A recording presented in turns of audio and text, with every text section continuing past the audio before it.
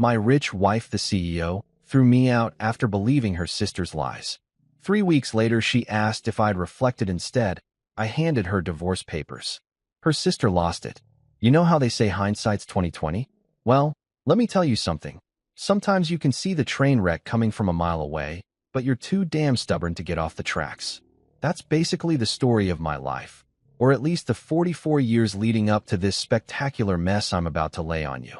My name's Marcus Hale, and up until about 3 months ago, I thought I was living the American dream. Picture this: a decent-looking guy with a solid career in project management, married to one of the most powerful women in the city. Clara Whitmore.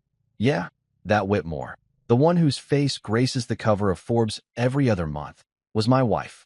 CEO of Whitmore Luxury Real Estate, a company that basically owns half the prime real estate from Manhattan to the Hamptons. When people heard I was married to Clara Whitmore, their jaws would hit the floor so hard you could hear the thud from 3 blocks away. On paper, we were absolutely perfect. She brought the big bucks, the connections, the kind of influence that gets you tables at restaurants that don't even have names on their doors. Me? I brought stability, reliability, and what she used to call that charming everyman quality that keeps me grounded. Translation: I was the normal guy who made her feel like she wasn't completely living in an ivory tower made of $100 bills. Our wedding photos looked like something straight out of Architectural Digest. Her penthouse overlooking Central Park, with floor-to-ceiling windows that made you feel like you were floating above the peasants below. The marble kitchen island cost more than most people's cars, and don't even get me started on the wine cellar that housed bottles worth more than my college education. Clara would joke that marrying me was the best investment she'd ever made, and I'd laugh along, thinking she meant it in the sweet, romantic way couples talk about being each other's better halves. Spoiler alert, she didn't. But here's where our fairy tale takes a hard left into nightmare territory. See, Clara had this younger sister, Sabrina Whitmore, and if Clara was the golden child who could do no wrong, then Sabrina was the family's professional disappointment wrapped in designer clothes and an attitude that could curdle milk.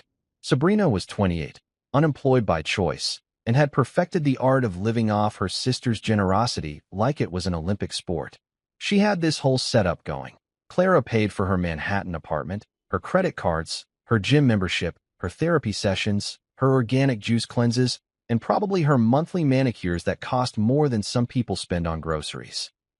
Sabrina liked to call it family support, but the rest of us called it what it was, freeloading with a trust fund twist.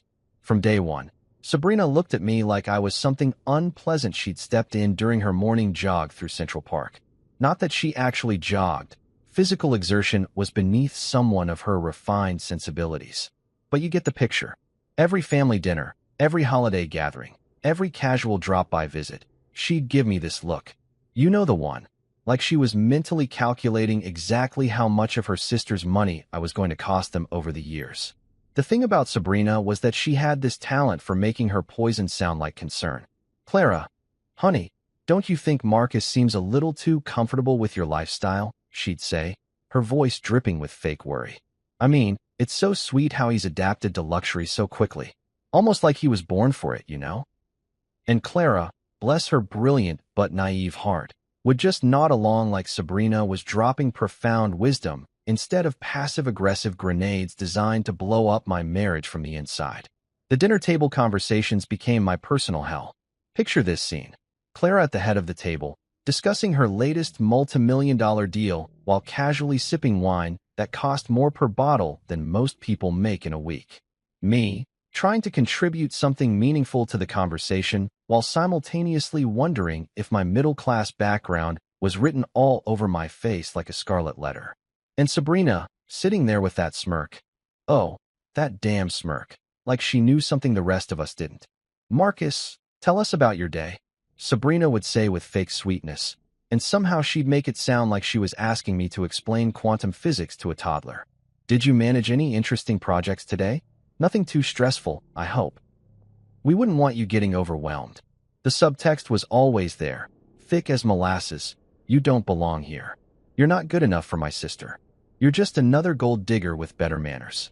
And slowly, painfully, I started to notice Clara changing. The woman who used to look at me like I hung the moon began studying my face like she was trying to solve a puzzle. Her laugh became more polite than genuine. Her questions about my work started sounding less like interest and more like interrogation. "How was your day, sweetheart?" became, "So what exactly did you accomplish today?" The shift was subtle at first, like watching paint dry or grass grow, but it was there. Every conversation felt like I was being cross-examined by a prosecutor who'd already decided I was guilty. Sabrina was a master manipulator, the kind of person who could plant seeds of doubt so skillfully that you'd swear they grew there naturally. She never outright accused me of anything. That would have been too obvious. Instead, she'd make these little comments, these tiny suggestions that burrowed into Clara's brain like psychological termites. "I just worry about you sometimes, Clara," she'd say during their sister bonding sessions that I wasn't invited to. "You're so trusting, so generous. Some people might take advantage of that beautiful heart of yours." And Clara, who could spot a bad business deal from a mile away, who could negotiate million-dollar contracts in her sleep, somehow couldn't see that her own sister was playing her like a fiddle. The worst part? I could see it happening. Every single day, I watched my marriage crumble one whispered conversation at a time, one raised eyebrow, one perfectly timed sigh from Sabrina. It was like watching a slow-motion car crash where you're the passenger and someone else is driving straight toward the guardrail. I tried talking to Clara about it once. Big mistake. Huge. She looked at me like I'd just suggested her sister was running a meth lab out of her Park Avenue apartment. "Sabrina loves me, Marcus. She's just looking out for me. Maybe if you tried harder to understand her instead of always being defensive." That's when I realized I was fighting a battle I couldn't win. Because in Clara's mind, I was the outsider, the variable that didn't quite fit the equation of her perfect life. Sabrina had been there first, had 28 years of history and shared memories and inside jokes. I had 3 years of marriage and a growing reputation as the paranoid husband who couldn't handle his sister-in-law's honest concern. But here's what neither of them knew. I might have been the stable, reliable, everyman husband, but I wasn't stupid. And I sure as hell wasn't going down without a fight. They thought they had me figured out. They thought I'd just roll over and accept whatever fate they decided for me. Boy, were they wrong. If I thought Chapter 1 was bad, let me tell you about the masterclass in psychological warfare that Sabrina put on during the following months. This woman didn't just thrive on drama. She practically had a PhD in it. I'm talking about someone who could create conflict in an empty room and somehow make it everyone else's fault. You ever meet someone who treats lying like an art form? That was Sabrina Whitmore in a nutshell. She didn't just tell lies. She crafted them, polished them, and served them up with such conviction that you'd start questioning your own memories. It was honestly impressive in the most terrifying way possible. The affair accusations started on a Tuesday. I remember because I was supposed to meet Clara for lunch at that overpriced bistro she loved downtown.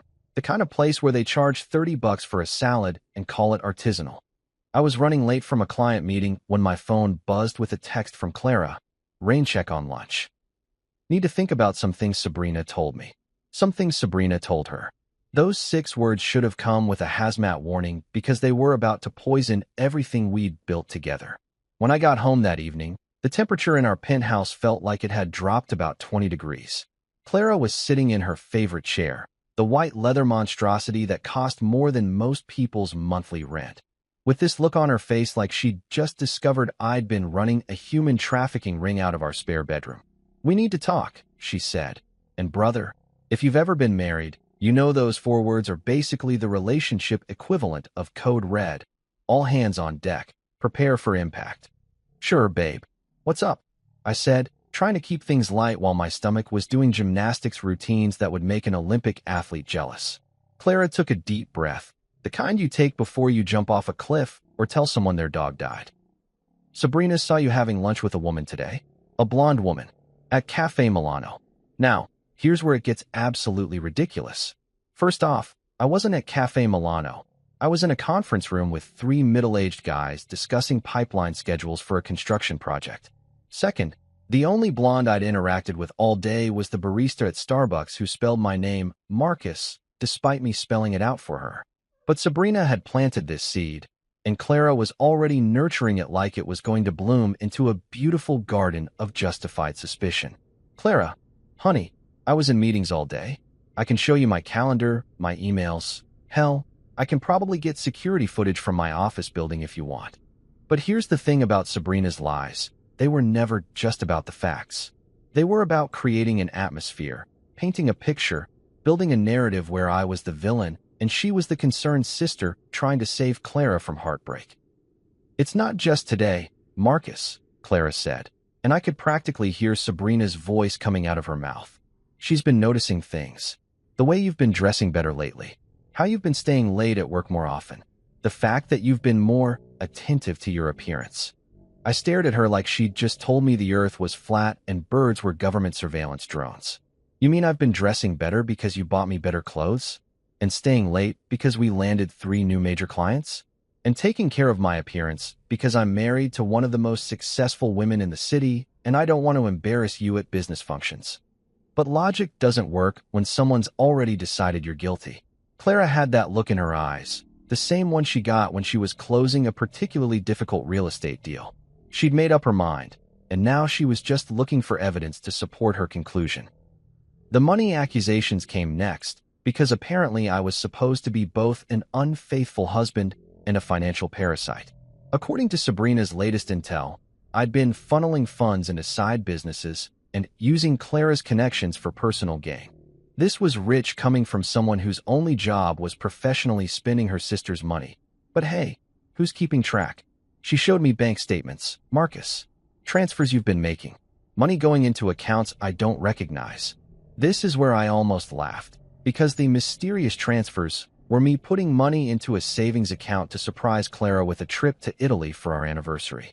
The unknown accounts were literally marked Anniversary Fund, Italy Trip in my banking app.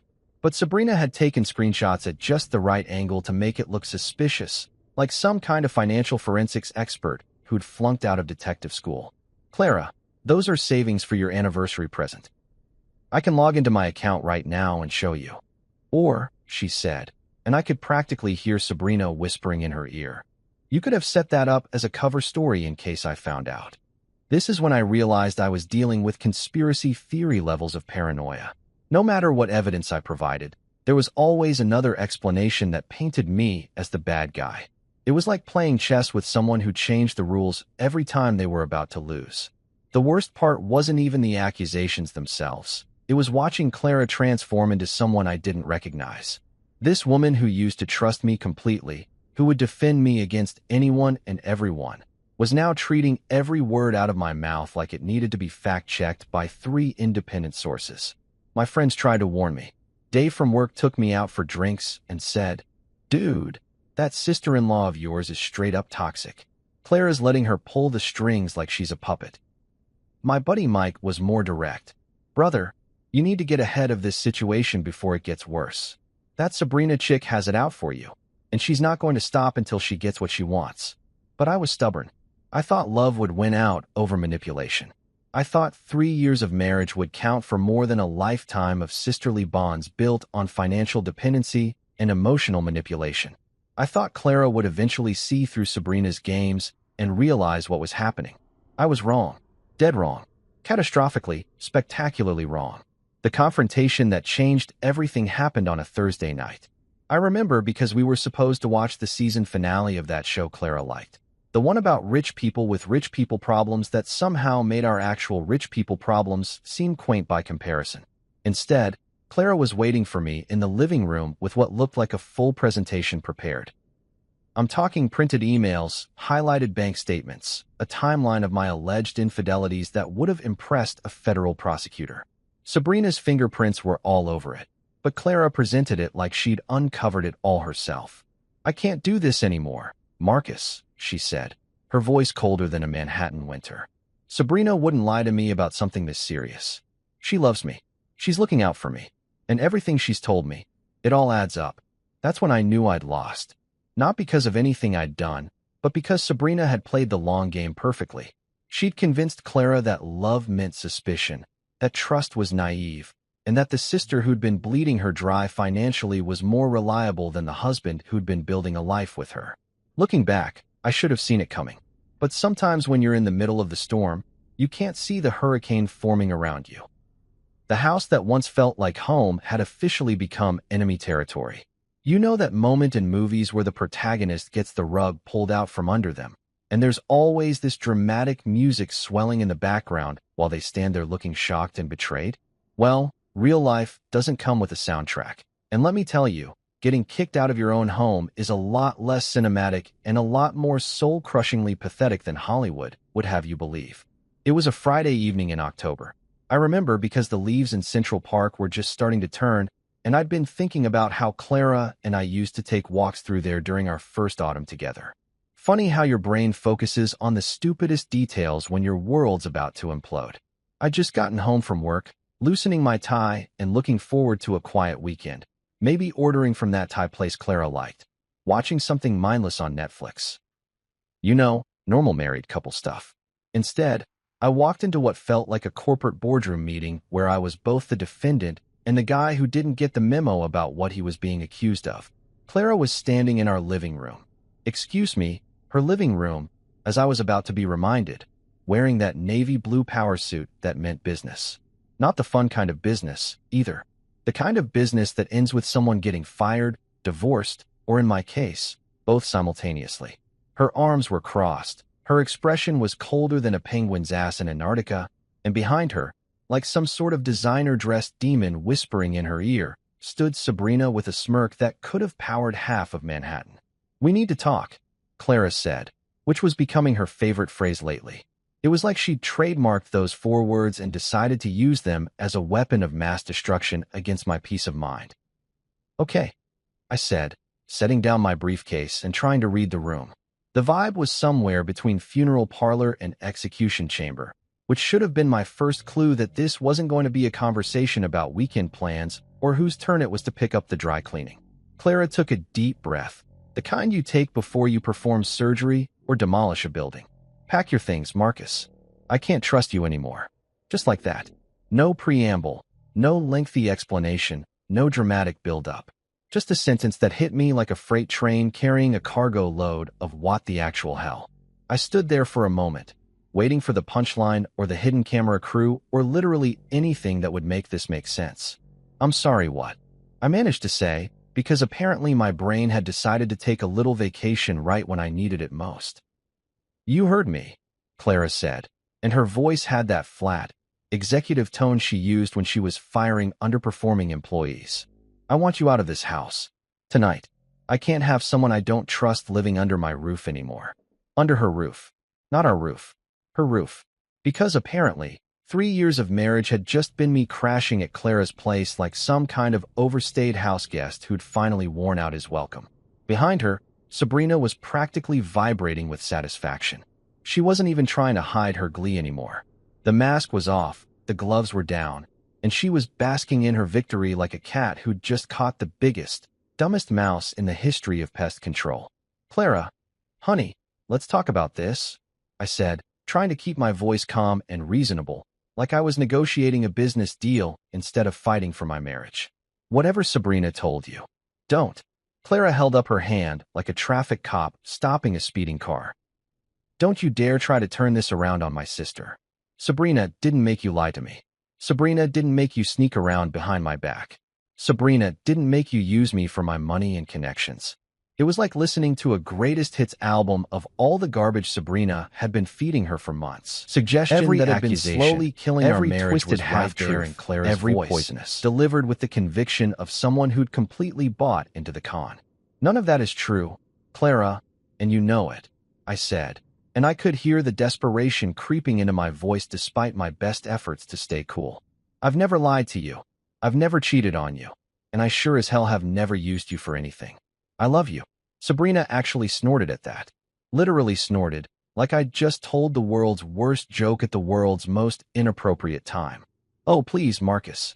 Save the performance for someone who's buying tickets. I'm not talking to you," I said, turning to look directly at her for the first time since this nightmare conversation started. "In fact, I'm pretty sure none of this is any of your damn business.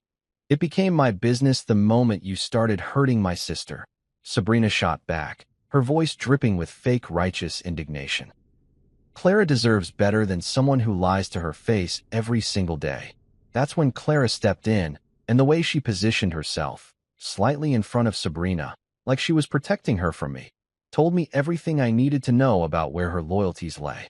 Sabrina wouldn't lie to me about something this serious. Marcus. She loves me. She's looking out for me. And frankly, she's been right about you from the beginning. Right about me from the beginning. As in, Sabrina had been planning my downfall since day one, and Clara was just now admitting it out loud. As in, my wife had been listening to her sister poison our marriage for 3 years, and instead of defending our relationship, she'd been taking notes. So that's it? I asked, and I could feel something hardening inside my chest, like my heart was turning to stone in real time. 3 years of marriage, and you're just going to throw it all away because your unemployed, freeloading sister convinced you I'm some kind of criminal mastermind. The unemployed and freeloading comments hit their mark. Sabrina's face flushed red, and for a second, I saw a crack in her smug facade. But Clara stepped even further forward, her CEO instincts kicking in to protect her investment. Leave, Marcus. Now, before I call security. Security. She was threatening to call security on her own husband. In the home we'd shared for 3 years. The home where we'd laughed together, fought together, made love, made plans for the future, celebrated anniversaries and birthdays and holidays. She was going to have me escorted out like some kind of trespasser who'd overstayed his welcome at a house party. I looked around the living room one last time. At the couch where we used to watch movies together, at the dining table where we'd hosted dinner parties, at the windows that looked out over the city we'd planned to grow old in together. All of it felt foreign now, like I was looking at someone else's life through a museum display case. Fine, I said, and my voice sounded strange and distant, even to me. I'll pack a bag. As I headed toward the bedroom. Excuse me, her bedroom, to grab some clothes and essentials, I could hear Sabrina whispering something to Clara, probably cementing her victory with some final poisonous observation about how this proved she'd been right all along. I threw some shirts, pants, underwear, and toiletries into a single duffel bag, moving on autopilot while my brain tried to process what had just happened. 3 years of my life, reduced to whatever I could fit in one bag during a 10-minute packing session while my wife's sister watched from the doorway, like a prison guard making sure I didn't steal the silver. When I walked back into the living room, Clara was standing by the door, holding it open like she couldn't wait to get me out of her sight. Sabrina was practically bouncing on her toes with excitement. This is a mistake, Clara, I said one last time. And someday you're going to realize it. The only mistake I made was trusting you in the first place, she replied, not even looking at me. So I walked out. I walked out of the penthouse, out of the building, out of the life I'd built with someone I thought loved me enough to at least give me the benefit of the doubt. The door closed behind me with a sound that felt like a coffin lid slamming shut. Standing on the sidewalk with my single bag, watching taxis and pedestrians go about their normal Friday evening routines, I felt something I hadn't expected. Relief. Underneath all the hurt and anger and betrayal, there was this weird sense of relief. Like I'd finally stopped pretending everything was okay when it clearly wasn't. They thought they'd won. They thought I'd come crawling back, begging for forgiveness and promising to be a better boy. They had no idea what they'd just unleashed. You ever been to one of those fancy spas where they put you in a sensory deprivation tank and tell you it's supposed to be therapeutic? Well, let me tell you about the 3 weeks I spent in my crappy downtown apartment, because it was basically the same experience, except instead of finding inner peace, I was plotting the most elegant revenge in the history of marital warfare. My new place was what real estate agents like to call cozy and normal people call a shoebox with delusions of grandeur. 600 square feet of pure mediocrity, complete with a refrigerator that sounded like a dying whale and neighbors who apparently thought practicing interpretive dance at 2 in the morning was a perfectly reasonable life choice. After 3 years of living in Clara's penthouse palace, this place felt like I'd been demoted from first class to the cargo hold of life. But you know what? It was mine. Nobody could kick me out of it. Nobody could stand in the living room and tell me to pack my things because they didn't trust me anymore. And most importantly, nobody could fill the air with poisonous whispers about what a terrible person I was while I was trying to watch Netflix and eat cereal for dinner like a functioning adult. The first few days were rough, I'll admit it. I spent a lot of time staring at the ceiling, wondering how the hell my life had taken such a hard left turn into Crazyville. I'd wake up in the morning and reach for Clara, only to remember that Clara was probably having champagne breakfast with her psychotic sister, celebrating their victory over the evil husband who'd apparently been running some kind of long-con marriage scam for 3 years. But here's the thing about hitting rock bottom. It's actually pretty solid ground to build on. And while I was sitting there in my apartment, eating takeout Chinese food and wondering if this was what a midlife crisis looked like, something interesting started happening. My phone wasn't ringing. Not once. Not a single call from Clara asking how I was doing, or if I was okay, or if maybe we should talk about things like adults instead of letting her sister orchestrate my exile, like some kind of designer-dressed puppet master. Radio silence. Complete and total radio silence. Which told me everything I needed to know about how much my 3-year marriage had really meant to her. Apparently, throwing out your husband was like throwing out old furniture. Once it's gone, you don't really think about it anymore. But Sabrina? Oh, Sabrina was having the time of her life. Social media became her personal victory lap, and I got to watch the whole show from my front row seat in Loserville. Instagram stories featuring expensive lunches with captions like, "So grateful for family, who really have your back." Facebook posts about toxic people and how sometimes you have to cut dead weight to truly flourish. Twitter updates about supporting strong women who deserve better. Each post was like a little digital middle finger aimed directly at me. And the worst part? She was doing it all from Clara's accounts, Clara's events, Clara's money. The unemployed sister who'd never worked a day in her life was playing social media influencer with someone else's success. And somehow, I was the villain in this story. But instead of getting pissed off, which is what the old Marcus would have done, I started getting curious. Because here's what didn't add up. If I was such a terrible husband, such a lying, cheating, money-grabbing scumbag, why wasn't Clara talking about it? Why wasn't she posting her own free-at-last celebration posts? Why was Sabrina doing all the public victory dancing while Clara stayed conspicuously quiet? That's when I started paying attention to the details. And brother, when you're a project manager who spent 20 years of his career catching other people's mistakes and fixing other people's messes, you develop a pretty good eye for things that don't quite line up. Like the fact that Clara's company had been unusually quiet lately. No big announcements, no new developments, no press releases about record-breaking sales quarters. For a woman who usually treated her business success like a full-contact sport, the silence was deafening. Like the fact that Sabrina's social media posts, while frequent and obnoxious, were all taking place at the same handful of locations. The penthouse, that overpriced cafe Clara liked, the same 3 or 4 restaurants. For someone who was supposedly living her best life, she wasn't getting around much. Like the fact that none of Clara's business associates or friends had reached out to me. Not to offer condolences, not to ask what happened, not even to be nosy about the divorce rumors that were probably circulating through their social circles like wildfire. In a community where gossip traveled faster than bad stock tips, the complete silence was weird. So I started doing what I do best, research. Not the creepy stalker kind of research. I'm not a psychopath. But the methodical, professional kind of research that comes from years of managing complex projects where one missed detail can cost everyone involved a fortune. I started with the easy stuff. Public records, business filings, anything that was legally available to anyone who bothered to look. And that's when things started getting interesting. Turns out, Whitmore Luxury Real Estate had been having what you might call a challenging fiscal quarter. Several deals had fallen through. A couple of major investors had pulled out, and there were some regulatory issues with a development project that had been Clara's pet project for the past 2 years. Nothing catastrophic, but definitely not the kind of smooth sailing Clara was used to. Then I started looking into the prenup. You remember the prenup, right? The one Clara had insisted on back when we were so in love that she wanted to make sure I was protected if anything ever happened to her business empire? The one she drafted when she was still thinking with her heart instead of listening to her sister's paranoid fantasies? Here's something most people don't know about prenups. They're not just about protecting the wealthy spouse from the poor spouse. Sometimes, depending on how they're written and when they're signed, they can work the other way around. Especially when the wealthy spouse initiates a divorce based on false accusations and refuses to attempt counseling or mediation. I spent hours reading through that document, and let me tell you, 3 years ago Clara had been a very different person from current Clara. 3 years ago Clara had been madly in love and wanted to make sure I felt secure in our marriage.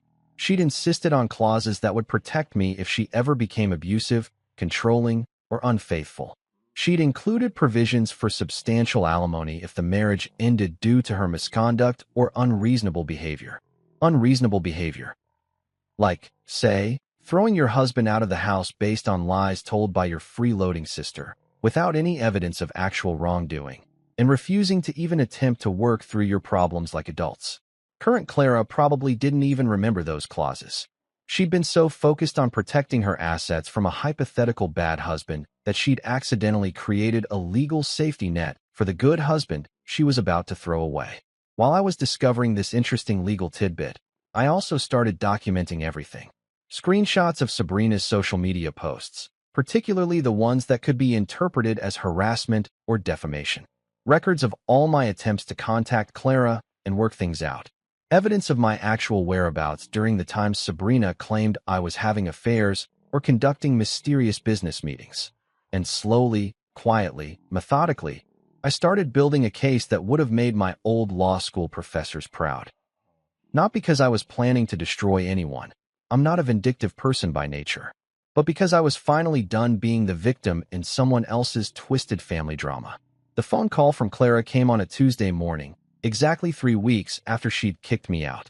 I was sitting in my kitchen, drinking coffee, and reading through some particularly interesting financial documents I'd requested from our accountant, when my phone buzzed with her name. For a split second, I thought about not answering, but curiosity got the better of me. Marcus. Her voice sounded different. Smaller. Less certain. We need to talk. Have you had time to reflect? Reflect. Like I was a naughty child who'd been sent to his room to think about what he'd done wrong. Sure, Clara, I said, keeping my voice perfectly neutral. I've had plenty of time to reflect. Good. Can you come to my office tomorrow? Say 2 o'clock? I think we should discuss how to move forward. Move forward. Translation. She wanted to see if I was ready to come crawling back, apologize for crimes I didn't commit, and probably sign some kind of agreement that would let her file for divorce while maintaining the moral high ground. I'll be there, I said. And I would be. But not for the reason she thought. Time to show Clara and her manipulative sister exactly what 3 weeks of reflection had produced. You know that feeling when you're playing poker and you've got a royal flush, but you have to sit there with a straight face while everyone else at the table thinks they're about to clean you out? That's exactly how I felt sitting in my crappy apartment the morning after Clara's phone call, sipping coffee that tasted like it had been filtered through gym socks while mentally preparing for the performance of a lifetime. Clara wanted to meet at her office. Of course she did. Because why have a personal conversation about the implosion of your marriage in a neutral location when you can do it in the executive boardroom where you hold all the power? It was a classic Clara move. Control the environment, control the narrative, control the outcome. She probably had her whole speech prepared, maybe even had her assistant schedule it between her 10 o'clock with the Peterson account and her 3:30 with the city planning committee. Have you had time to reflect? She'd asked, like I was some kind of wayward employee who'd been suspended pending a performance review. The arrogance of that question was honestly breathtaking. Here was a woman who'd thrown her husband out of their home based on the word of her professional mooch of a sister, and she was asking me if I'd learned my lesson yet. Oh, I'd reflected, all right. I'd reflected so hard I was practically a goddamn philosopher at this point. I spent the morning getting ready like I was preparing for war, which, in a way, I was. Shower, shave, the whole 9 yards. I put on my best suit, the charcoal gray one Clara had bought me for her company's annual gala last year, back when she was still proud to have me as arm candy at her business functions. Ironic, really. I was about to use her own gift to look professional while I systematically dismantled the assumptions that had led to this moment. The briefcase was the key prop in today's little drama. Black leather, expensive looking, the kind of thing that screams serious business in any corporate setting. Clara had given it to me for our 2nd anniversary, back when she thought having a project manager husband was charming instead of embarrassing. Inside, I'd carefully arranged all my research from the past 3 weeks. Copies of the prenup with the relevant sections highlighted, financial records, bank statements, screenshots of Sabrina's social media posts, documentation of my actual whereabouts during the times I was supposedly cheating. But the real beauty of my preparation wasn't what I'd included, it was what I'd left out. Because sometimes the most effective strategy isn't showing all your cards at once. Sometimes it's about letting your opponents think they know what you're holding while you keep the royal flush hidden until the perfect moment. I got to Clara's office building about 20 minutes early, because punctuality was one of those middle-class habits I'd never been able to shake, even after years of living in the penthouse. The lobby was all marble and glass and the kind of aggressive minimalism that screams, "We charge $500 an hour, and we're worth every penny." The security guard nodded at me like he recognized me, which he probably did from all the times I'd come here to surprise Clara with lunch or flowers, or just to be a supportive husband during her particularly stressful weeks. Those days felt like they belonged to someone else's life now. I took the elevator to the 15th floor, listening to the kind of generic jazz that's designed to make you feel sophisticated while you wait to get screwed over by people in expensive suits. The receptionist, Jessica, I think her name was, smiled at me with that professional warmth that doesn't quite reach the eyes. "Mr. Hale, it's been a while. Mrs. Whitmore is expecting you. Conference room A. Conference room A. The big one. The one with the floor-to-ceiling windows overlooking the city. The one where Clara held her most important meetings with investors and city officials.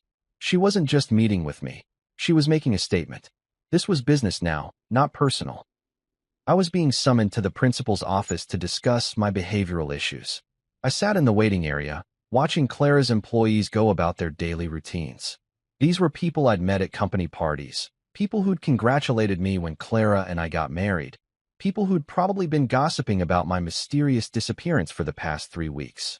I wondered how many of them knew the real story versus Sabrina's version of events. I wondered how many of them actually cared. The thing about corporate environments is that they have this way of making everything feel important and official, even when it's just personal drama dressed up in business attire. But that formality works both ways. If Clara wanted to treat this like a business meeting, then I was going to give her the full professional experience. My phone buzzed with a text from my lawyer. "Documents ready when you are. Give them hell. Documents. Plural." Because while Clara had been spending the past 3 weeks basking in her victory over the terrible husband, I'd been doing something she apparently hadn't considered. I'd been getting legal advice from someone who actually knew what they were talking about. At exactly 2 o'clock, Jessica appeared at my side with that same professional smile. "Mrs. Whitmore is ready for you now."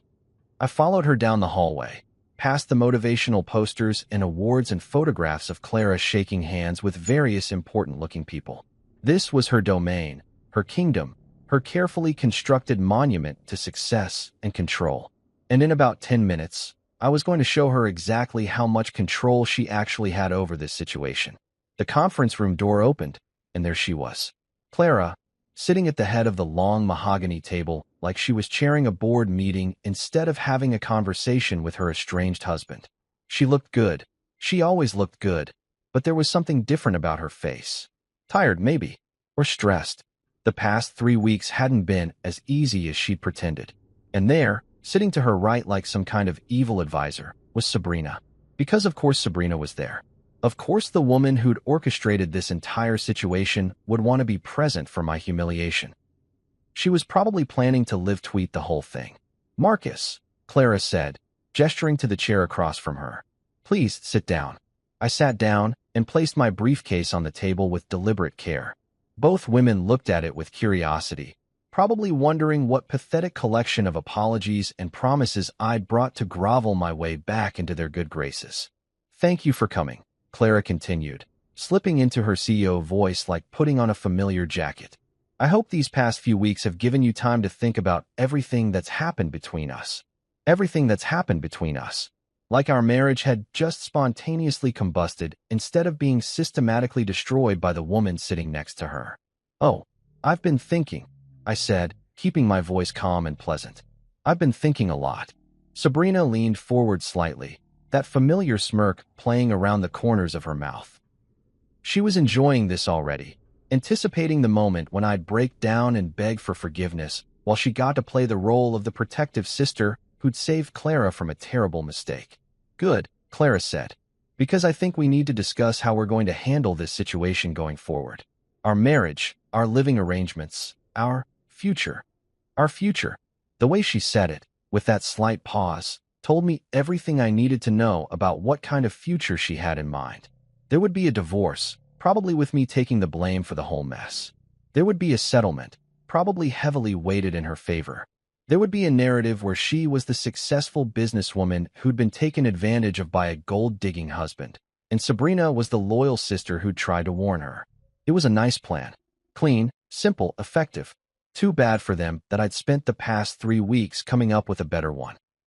Actually, Clara, I said, reaching for my briefcase, I think you're right. We do need to discuss our future.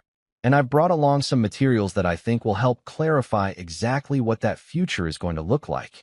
The briefcase clicked open with a sound that seemed to echo in the suddenly quiet room.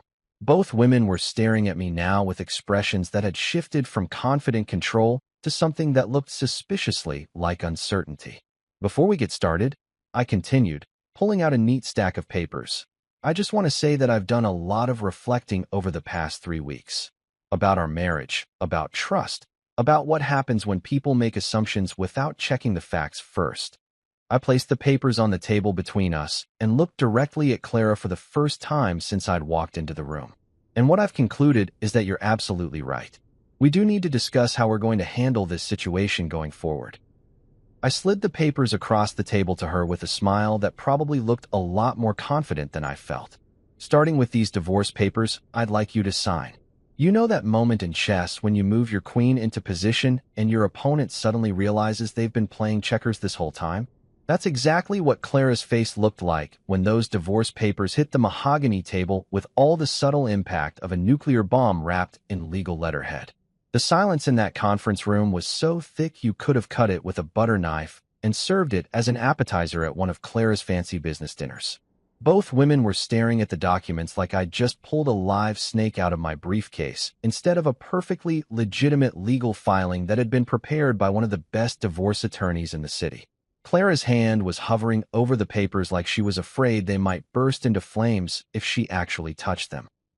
Her perfectly composed CEO mask was starting to crack around the edges, and I could practically see the gears turning in her head as she tried to figure out how the hell the meeting had gotten away from her this quickly.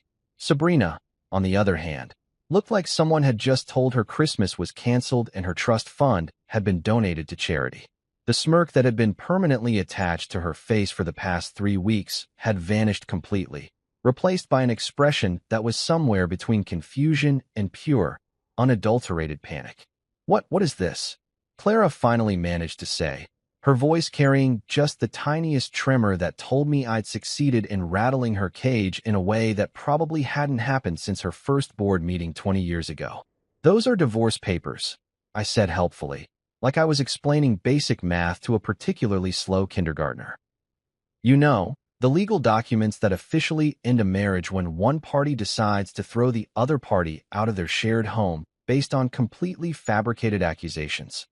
I kept my voice pleasant and conversational, the same tone I'd used to discuss the weather or ask someone to pass the salt. Professional courtesy, you might call it. After all, we were in a business setting, and I believed in maintaining appropriate workplace decorum even when I was systematically destroying someone's assumptions about how this conversation was going to go. Clara picked up the papers with hands that were definitely not as steady as they'd been 5 minutes ago.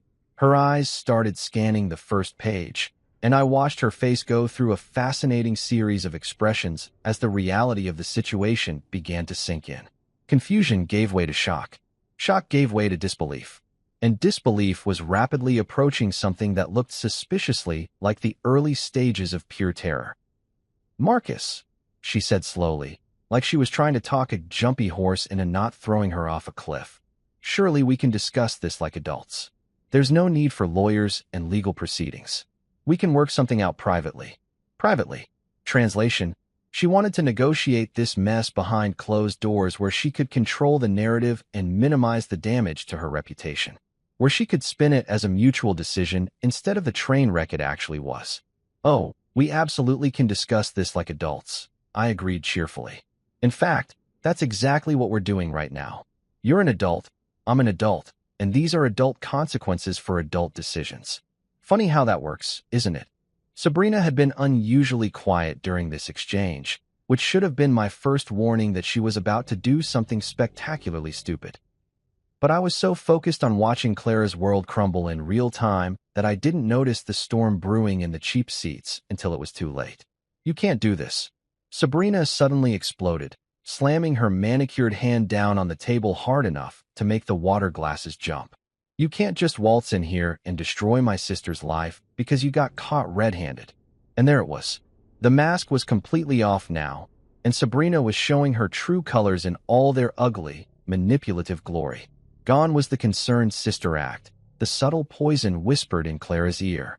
This was pure, undiluted rage from someone who'd just realized that her carefully constructed house of lies was about to come tumbling down around her ears. "Caught red-handed doing what, exactly?" I asked, turning to look at her directly for the first time since this whole circus had started. "Please, enlighten me. What exactly was I caught doing?" "You know what you did," she shrieked, her voice hitting a pitch that probably had dogs howling 3 blocks away. "The affairs, the money, the lies." "Which affairs?" I interrupted calmly. "The ones where I was supposedly seen at Cafe Milano when I was actually in a conference room with witnesses who can verify my whereabouts? Or maybe you're talking about the mysterious blonde woman who turned out to be a barista at Starbucks who can't spell my name correctly on a coffee cup." Sabrina's face was turning an interesting shade of red that clashed horribly with her designer outfit. "The money transfers. The secret accounts. You mean my anniversary savings account?" I pulled out my phone and opened my banking app with theatrical precision. The one labeled Anniversary Fund, Italy trip that I was using to surprise Clara with a romantic vacation. "Would you like to see the screenshots? Or should I just email them directly to Clara's legal team?" This was the beautiful thing about dealing with pathological liars. They never expect you to have actual facts to back up your side of the story. They get so used to operating in a world of whispered suggestions and manufactured drama that they forget normal people keep records of things like bank statements and work schedules. Clara was still reading through the divorce papers, and I could tell she'd gotten to the really interesting parts because her face had gone from pale to absolutely ghostly. She was looking at the prenup clauses, the ones that spelled out in excruciating legal detail exactly what happened when a marriage ended due to unreasonable behavior on the part of the wealthy spouse. Unreasonable behavior. Like refusing to investigate accusations before acting on them. Like throwing your spouse out of the marital home without cause. Like prioritizing the word of a financially dependent family member over the person you'd promised to love, honor, and trust until death do you part. "Marcus," Clara said quietly, and for the first time in months, she sounded like the woman I'd married instead of the CO who'd been interrogating me over dinner for weeks. "These clauses, I don't remember agreeing to these terms." "You insisted on them," I reminded her gently. "You said you wanted me to feel secure in our marriage. You said you never wanted me to worry that you might use your wealth as a weapon against me if things got difficult." The irony was so thick you could have used it to pave roads. Clara had been so concerned about protecting me from hypothetical future Clara that she'd accidentally created a legal safety net for exactly this situation. Sabrina was reading over Clara's shoulder now, and I watched her face go from red to white to an interesting shade of green as she realized what those highlighted sections actually meant. Her sister, her meal ticket, her source of income, her entire lifestyle, was about to become significantly less wealthy, and it was all because of the lies Sabrina herself had planted. "Clara, you can't sign this," Sabrina whispered urgently. "There has to be another way. You can fight it. You can." "Fight what?" Clara asked, and her voice sounded hollow and defeated. "Fight the prenup I insisted on. Fight the documented evidence that Marcus wasn't actually cheating. Fight the fact that I threw my husband out of our home based on accusations I never bothered to verify." She looked up at me, and for a moment, I saw a flash of the woman I'd fallen in love with 4 years ago. The one who was brilliant and successful, but also vulnerable and uncertain beneath all that corporate armor. "How much?" she asked quietly. I pretended to think about it for a moment, even though I'd memorized every single clause and calculation weeks ago. "According to the prenup you drafted, and given the circumstances of our separation, the monthly alimony comes out to roughly 30% of your net income for the next 5 years, with a lump sum payment of $2.4 million to be paid within 60 days of the divorce decree." Sabrina made a sound like she was choking on her own tongue. $2.4 million? "Clara, you can't afford that." The business, the expenses, the gambling debts. I suggested helpfully. Oh yes, we'll definitely need to discuss those. Both women went very, very still. Even the air in the room seemed to stop moving, like the entire building was holding its breath to see what would happen next. Gambling debts, Clara repeated slowly. And that's when I knew I had them exactly where I wanted them. Time for the real fun to begin. You ever watch a controlled demolition on TV? You know, where they blow up an old building and it comes down in slow motion, floor by floor, until there's nothing left but dust and debris? That's exactly what happened to Sabrina Whitmore's composure when I dropped the words gambling debts into that conference room like a stick of dynamite with a very short fuse. The transformation was honestly spectacular. 1 second she was sitting there trying to look like the concerned sister, still clinging to the last shreds of her victim act. And the next second, she was launching herself out of her chair like someone had just electrified the upholstery. "You bastard," she screamed, and I mean screamed, the kind of sound that probably sent every dog in a 5-block radius running for cover. "You lying, manipulative bastard. You can't prove anything." But there's the beautiful thing about gambling addicts, especially the kind who think they're smarter than everyone else. They leave a trail of evidence longer than the receipt from a Black Friday shopping spree at Macy's. And when that evidence involves stealing money from your sister's business accounts to feed your addiction, well, that trail becomes less like breadcrumbs and more like neon highway markers pointing straight to federal prison. Clara was staring at Sabrina like she'd never seen her before in her life. Gambling debts? Sabrina, what is he talking about? Nothing. Sabrina shot back, but her voice had gone up about 3 octaves, which is generally not what innocent people sound like when they're denying accusations. He's making it up. He's trying to deflect from his own crimes by my own crimes. I interrupted, reaching back into my magical briefcase of truth bombs. You mean like this? I pulled out a manila folder that was thick enough to choke a horse and placed it gently on the table between us. The silence that followed was so complete I could hear the air conditioning humming in the vents overhead. "These are bank statements," I said conversationally, like I was discussing the weather instead of about to destroy someone's entire life. "Not mine, obviously, since you've already established that my finances are an open book. These are from several offshore accounts that were opened using Clara's business credit and social security number." Clara's face went from pale to absolutely ghostly. "What are you talking about, Marcus?" "Well, it's interesting," I continued, opening the folder and spreading out the documents with the kind of care usually reserved for handling ancient manuscripts. "It seems someone has been making regular transfers from Whitmore Luxury Real Estate's operating accounts into these offshore holdings for the past 18 months. Small amounts at first, 5,000 here, 10,000 there, but gradually increasing in frequency and size." Sabrina was standing now, backing away from the table like the papers were radioactive. "You can't, that's not. How did I get these?" I smiled at her with all the warmth of a shark who'd just spotted a wounded seal. Funny thing about being married to a CEO, you pick up a few contacts in the financial investigation business. Turns out, when you pay the right people enough money, they can trace just about any financial irregularity back to its source. I pulled out another sheet. This one with highlighted sections that looked like a Christmas tree had exploded all over it.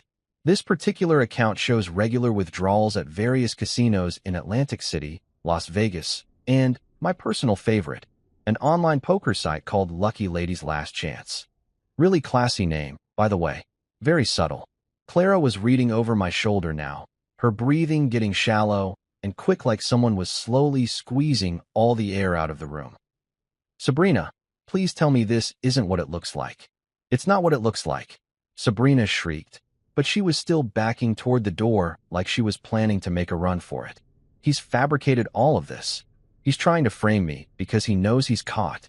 That's when I pulled out my phone and opened up the photo gallery with the kind of theatrical flourish that would have made Shakespeare proud. "You know, Sabrina, for someone who's supposedly being framed, you sure do take a lot of selfies at casino tables." The photos were beautiful, really. Crystal clear shots of Sabrina living her best life at blackjack tables, slot machines, and poker games, all tagged with locations and timestamps that corresponded perfectly with the dates of the mysterious account withdrawals. Social media had been her downfall, She'd been so proud of her high-roller lifestyle that she'd documented every single gambling session like she was creating evidence for her own prosecution. "These are from your Instagram account," I explained helpfully to Clara, who was staring at the photos like they were pictures of her sister committing murder. Apparently, Sabrina thought her gambling adventures were worth sharing with the world. Very civic-minded of her, really. Made my investigator's job much easier. Clara's voice was barely above a whisper. "You stole from my company? You stole from me. I didn't steal anything." Sabrina was full-on hyperventilating now, her designer dress sticking to her, with sweat despite the air conditioning that was probably set to Arctic. "It was just borrowing. I was going to pay it back. I was on a winning streak, and—" "A winning streak?" I laughed, and I'll admit it wasn't a particularly nice laugh. "According to these records, you've lost approximately $473,000 over the past 18 months. If that's a winning streak, I'd hate to see what you consider a losing streak." The number hit Clara like a physical blow. She actually staggered backward and had to grab the edge of the conference table to keep herself upright. $473,000? Sabrina, that's almost half our emergency operating fund. It would have been more, I added cheerfully, but the accounts got flagged by the fraud prevention system last month. Turns out banks get suspicious when someone suddenly starts making large transfers to offshore gambling sites.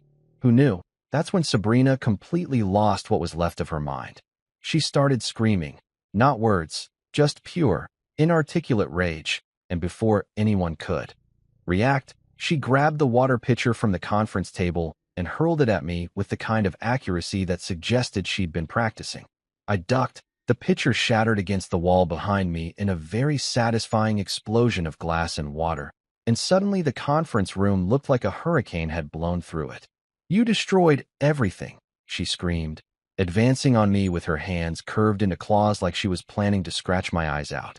"Everything I worked for, everything I built, everything you built." Clara's voice cut through the chaos like a sword through silk. "You built nothing, Sabrina. You've never worked a day in your life. You've been living off my money, stealing from my company, and apparently lying to me about everything for years."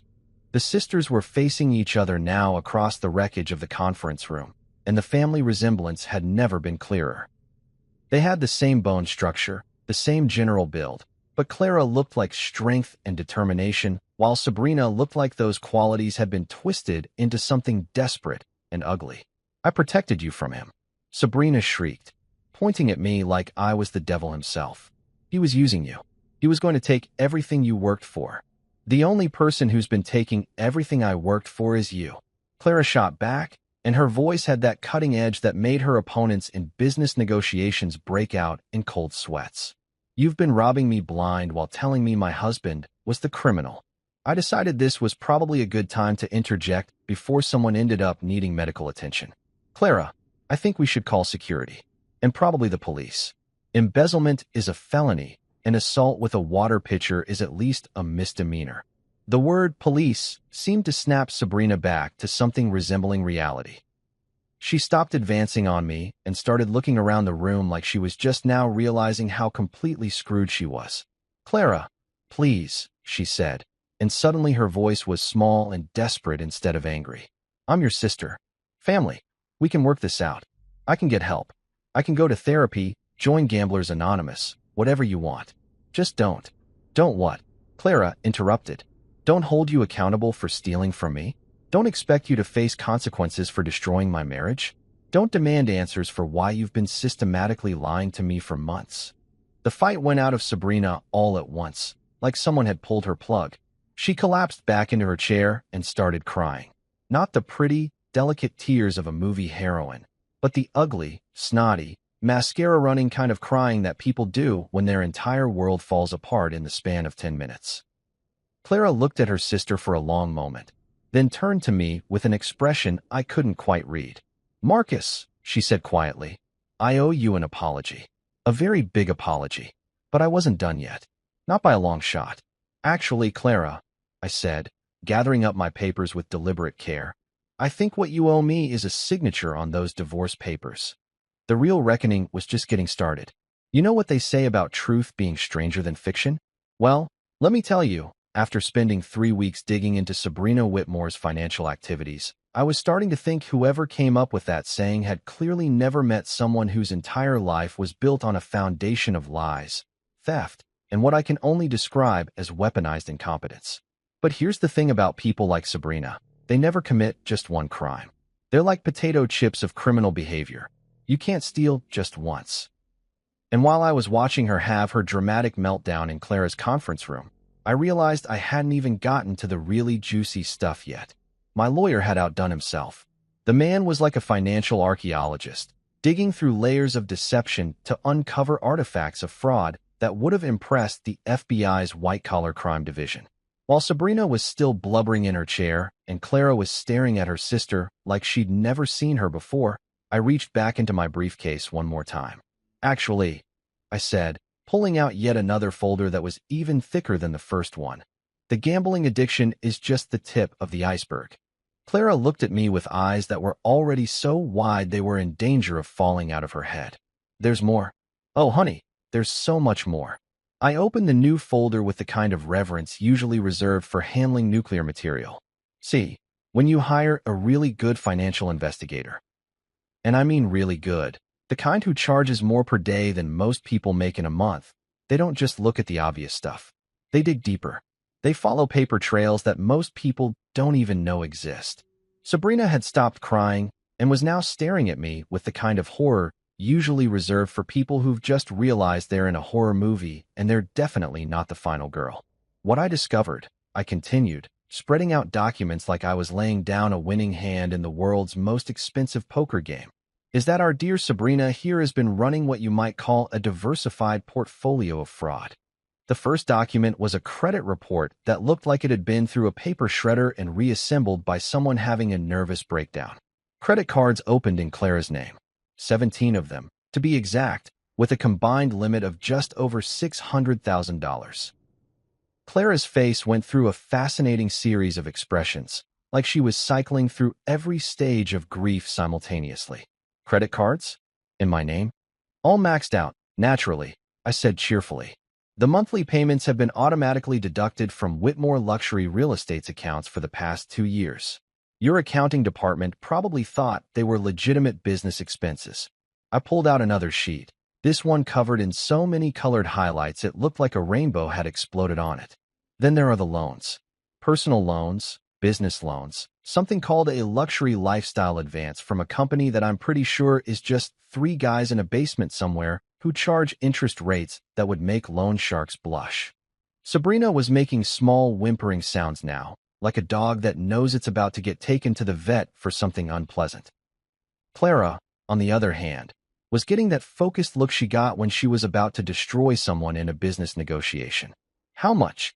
Clara asked, and her voice had gone completely flat and emotionless, which anyone who knew her would recognize as a very, very bad sign. I pretended to consult my notes, even though I had these numbers memorized down to the penny. "Well, if we include the gambling losses, the credit card debt, the various loans, and the compound interest on everything, we're looking at approximately $1.2 million in total debt that's been systematically transferred onto your personal and business credit." The silence that followed was so complete I could hear the elevator dinging in the hallway outside. Clara was staring at the documents like they were written in a foreign language, and Sabrina looked like she was seriously considering whether jumping out the 15th floor window would be preferable to whatever was about to happen next. But wait, there was more. Because when you're dealing with someone who's spent years perfecting the art of financial parasitism, you don't stop at simple theft. You branch out into more creative endeavors. "Oh, and then there's the real estate," I said, pulling out what looked like a stack of property deeds and mortgage documents. Turns out Sabrina has been quite the entrepreneur in the property investment business. Clara's head snapped up. "What property?" 3 condos in Miami, a beach house in the Hamptons, and, this is my personal favorite, a timeshare in Aspen that apparently comes with its own private ski instructor. I spread out the paperwork with the kind of care usually reserved for handling evidence at a crime scene. All purchased using loans that were secured against Whitmore Luxury Real Estate's assets. "That's impossible," Clara said, but her voice lacked conviction. "I would have had to sign off on any loans using company assets as collateral." I pulled out a magnifying glass. Yes, I actually brought a magnifying glass, because sometimes you have to lean into the drama, and handed it to her along with one of the documents. Take a look at the signature line. Clara examined the signature under magnification, and I watched her face go from confusion to understanding to pure, undiluted rage in the span of about 10 seconds. "This is my signature," she said quietly. "Technically, yes," I agreed. "But unless you've developed a sudden interest in timeshares and beach houses that you forgot to mention, I'm guessing you didn't actually sign these documents." Forgery. We'd officially moved from simple theft into federal crime territory, and judging by the look on Sabrina's face, she was starting to realize that her problems had just escalated from awkward family dinner conversation to potentially spending the next decade in an orange jumpsuit. "Sabrina," Clara said, and her voice was so cold it could have frozen nitrogen. "Did you forge my signature?" "I can explain." Sabrina burst out, finally finding her voice now that she was staring down the barrel of serious jail time. "It wasn't supposed to be permanent. I was going to pay everything back. The timeshare was an investment. The condos were appreciating in value. It was all going to work out. You forged my signature to steal over $1 million, Clara said slowly, like she was testing each word to make sure it was real. You destroyed my marriage with lies while you were robbing me blind. You've been living off my money, sleeping in a bed I paid for, eating food I bought, while systematically destroying everything I've worked for." The breakdown of their relationship was happening in real time, and it was honestly beautiful to watch. 28 years of sisterly bonds, built on trust and family loyalty and shared childhood memories, crumbling under the weight of documented evidence that Sabrina had been treating Clara like her personal ATM for years. "Clara, I'm your sister," Sabrina wailed, playing her last card with all the desperation of someone who's just realized they're holding a losing hand. "Family. Blood.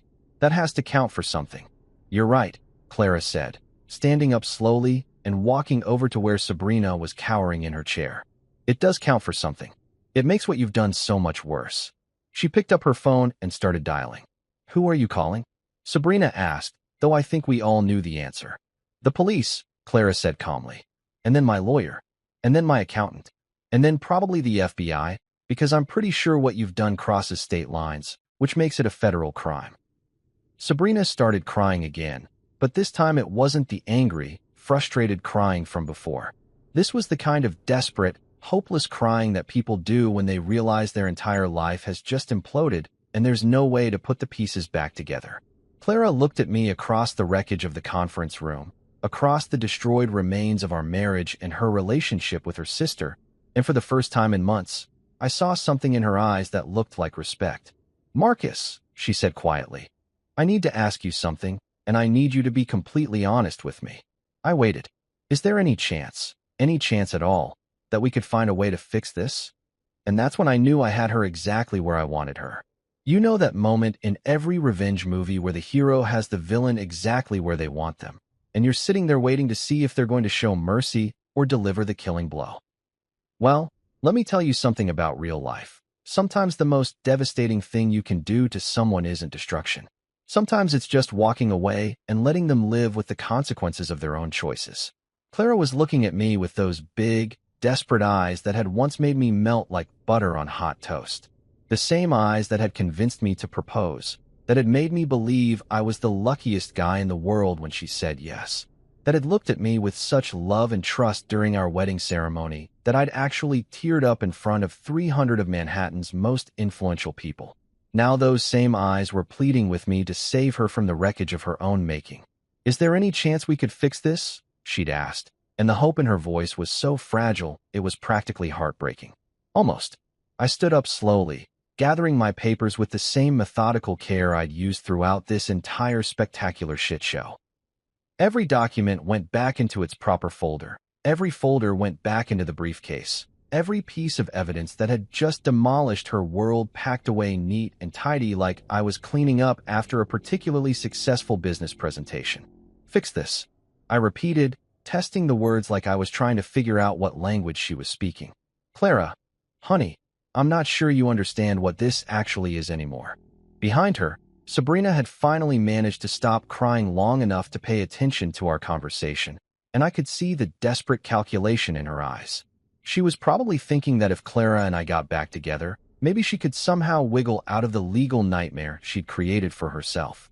Maybe Big Sister would protect her one more time, cover for her crimes, find a way to make all the bad stuff disappear like it always had before. Too bad for Sabrina that those days were officially over. I know I made mistakes, Clara said, and credit where credit's due. She was trying to maintain some dignity even though her entire world was collapsing around her ears. I know I trusted the wrong person. I know I should have believed you instead of. She gestured vaguely at her sister, who was still huddled in her chair like a designer-dressed gargoyle. Instead of me. I finished for her. Instead of your husband. Instead of the man you promised to love, honor, and trust until death do us part. Instead of the guy who spent 3 years of his life building a relationship with you while your sister was systematically robbing you blind and poisoning your mind against me. Each word hit her like a physical blow, and I could see her flinch with every accusation. But here's the thing about consequences. They don't care about your feelings. They don't care how sorry you are or how much you regret your choices. They just exist, heavy and permanent and utterly unforgiving. Marcus, please, she said, and there was real pain in her voice now. I was wrong. I was so wrong about everything. But we can start over. We can rebuild.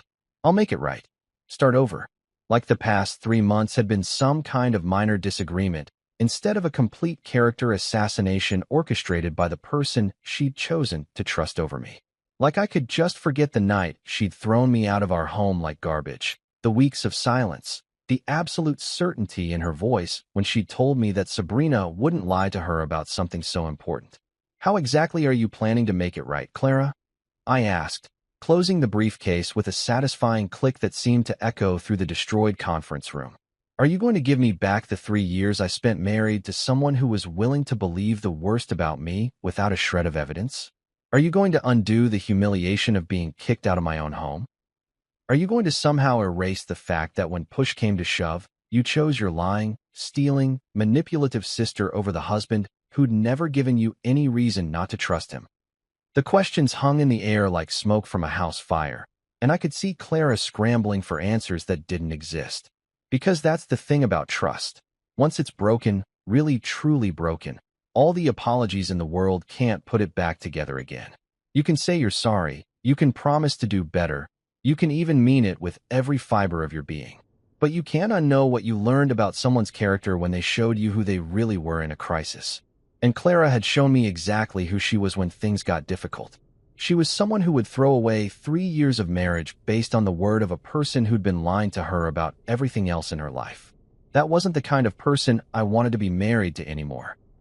I love you, she said desperately, playing her last card with all the finesse of someone who'd just realized the deck was stacked against them. I know I screwed up, but I love you, Marcus. That has to count for something. I looked at her for a long moment.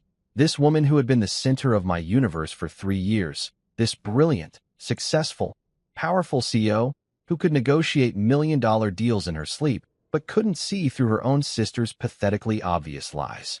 And I felt nothing. No anger, no hurt, no residual love trying to pull me back into the disaster she'd created. Just a vast, empty sense of being done with all of it. You know what, Clara? I actually believe that you think you love me. But here's what I've learned about your version of love. It's conditional. It depends on other people's opinions. It evaporates the moment someone whispers something ugly in your ear. That's not love, sweetheart. That's just convenience with feelings attached. Sabrina tried to interject, probably hoping to salvage something from this train wreck, but I held up a hand that stopped her cold. And you, I said, turning to look at her directly. You don't get to say a goddamn word. You've done enough talking for one lifetime. Security will be here soon to escort you out, and then you get to spend the next few years explaining to various law enforcement agencies exactly how you thought stealing over $1 million from your sister was a reasonable life choice. I picked up my briefcase and walked toward the door, leaving both women sitting in the wreckage of their relationship and Clara's business empire. But just before I reached the exit, Clara called out one last time. Marcus, please, don't leave like this. I was wrong about everything, but we can fix it.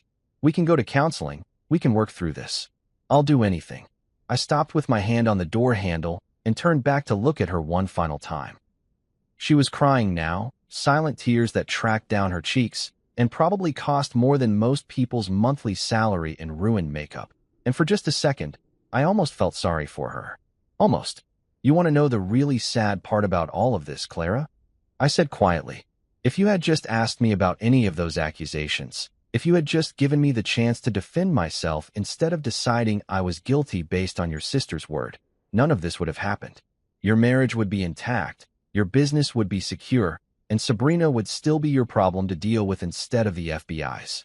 I opened the door, and the sounds of normal office life drifted in from the hallway, phones ringing, people having ordinary conversations about ordinary problems, the blessed mundane reality of a world where people weren't destroying each other's lives over fabricated betrayals. But you chose to trust her instead of me, I continued.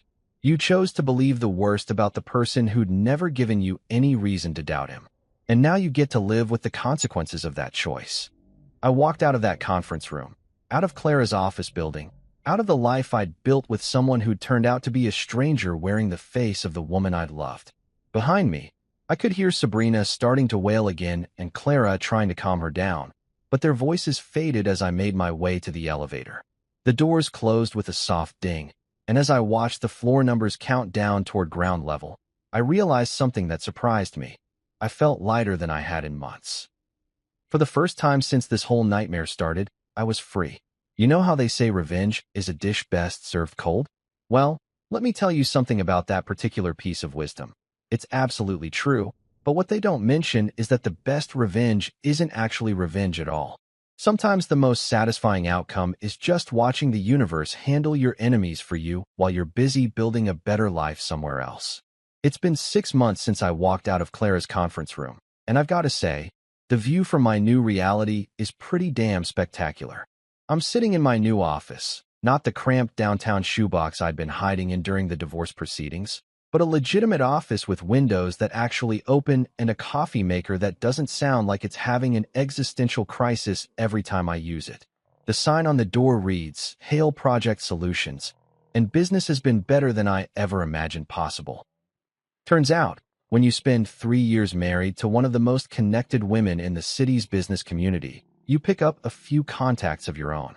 And when those contacts hear that you're newly single and available for freelance project management work, and they've always thought you were the brains behind some of Clara's more successful ventures anyway, well, let's just say my phone started ringing pretty much the day after the divorce was finalized. The irony is beautiful, really. Clara used to joke that I was her secret weapon in negotiations, the guy who could spot problems before they became disasters and keep complicated projects running smoothly. She thought she was being complimentary, but what she was actually doing was advertising my skills to every major player in Manhattan's business scene. Now those same people are my clients, and I'm making more money in 6 months as a consultant than I made in 2 years as a salaried project manager. Turns out my middle-class work ethic and attention to detail are pretty valuable commodities when they're not being overshadowed by someone else's trust fund and family connections. But the real satisfaction isn't the money or the success or even the vindication of knowing I was right all along. The real satisfaction is watching Clara's empire crumble in real time while I'm building something solid and sustainable with my own 2 hands. The news started trickling in about a month after I left. Dave from my old job called me up, barely able to contain his excitement as he filled me in on the latest gossip from the Manhattan business community. "Dude, you're not going to believe this," he'd said, "but Clara's company is imploding. The fraud investigation, the missing money, the bad press. Investors are bailing left and right. It started with the banks. Once they realized the extent of Sabrina's financial crimes, they began calling in loans and freezing accounts faster than you could say embezzlement. Clara found herself dealing with the kind of cash flow problems that would make a small business owner break out in cold sweats, except she was trying to manage it while running a multi-million-dollar real estate empire. Then came the clients. Wealthy people don't like uncertainty, and they really don't like doing business with companies that make headlines for all the wrong reasons. When news broke that Whitmore Luxury Real Estate CEO had been systematically robbed by her own sister for nearly 2 years without noticing, It didn't exactly inspire confidence in Clara's business judgment. The shareholders were next. Board meetings turned into bloodbaths, with investors demanding explanations Clara couldn't provide and answers she didn't have.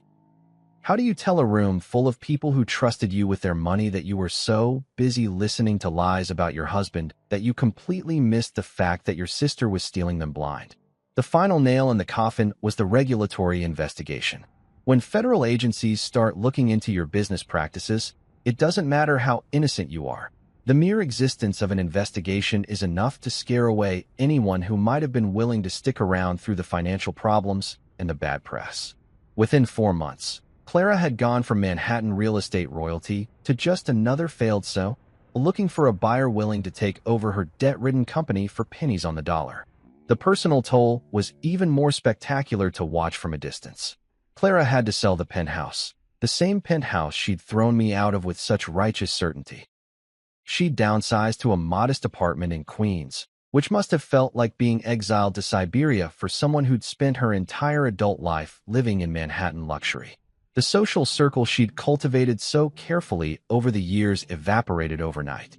Turns out, when you're no longer useful to people who only valued your connections and your ability to host expensive dinner parties, those friendships disappear faster than free drinks at a wedding reception. But the real kicker, the absolute cherry on top of this poetic justice Sunday, was what happened to Sabrina. My lawyer kept me updated on her legal proceedings with the kind of professional glee usually reserved for people who just won the lottery.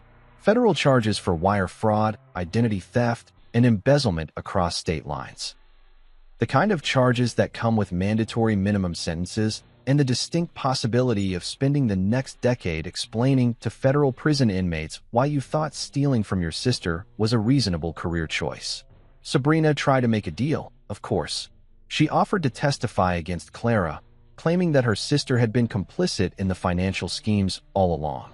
But here's the problem with being a pathological liar who's spent years manipulating everyone around you. When you finally need people to believe you, you discover that your credibility account is completely overdrawn. The prosecutors weren't interested in her testimony because they couldn't trust anything that came out of her mouth. Her own defense attorney reportedly described her as the least reliable witness in the history of federal criminal proceedings. And Clara, despite everything Sabrina had put her through, refused to throw her sister completely under the bus, which meant Sabrina couldn't even get a deal by fully cooperating. She got 8 years in federal prison, and from what I hear, she's not adjusting well to life without credit cards and personal shoppers. Clara tried reaching out to me a few times during those chaotic months. Voicemails that started apologetic and gradually became more desperate as her situation deteriorated. Text messages that ranged from, "I hope you're doing well," to "Please, I need to talk to someone who understands what really happened." I ignored every single one, not out of spite, though I'll admit spite played a small role in my decision-making process. I ignored them because I genuinely had nothing to say to her. What was I supposed to do? Offer comfort to the woman who destroyed our marriage based on lies? Provide business advice to someone who demonstrated such spectacularly poor judgment? Pretend that 3 years of my life hadn't been wasted on someone who valued her sister's manipulation over her husband's honesty? The final paperwork for our divorce was signed on a Tuesday morning in October, exactly 1 year after she'd thrown me out of the penthouse. I met her at the courthouse, neutral ground, lawyers present, everything official and impersonal. She looked smaller than I remembered, worn down by months of stress and financial pressure, and the kind of social isolation that comes from being publicly humiliated in a very small, very gossipy business community. "Marcus," she said as we waited for the judge to process the final documents, "I want you to know that I understand now. About everything. About what she did to us, about what I did to us. I understand that I destroyed the best thing in my life because I was too proud and too stupid to see what was right in front of me." I looked at her, really looked at her for the first time in months, and felt absolutely nothing. No anger, no sadness, no residual affection. She was just a stranger who happened to share some unpleasant history with me. "I know you do," I said quietly, "but understanding what you did wrong doesn't undo the damage. It doesn't give me back the 3 years I spent married to someone who was willing to believe the worst about me without evidence. It doesn't change the fact that when our marriage was tested, You chose your sister over me. If I could take it all back. But you can't, I interrupted gently. And that's the point, Clara. Some mistakes don't get do-overs. Some trust, once broken, can't be repaired. Some relationships, once destroyed, can't be rebuilt.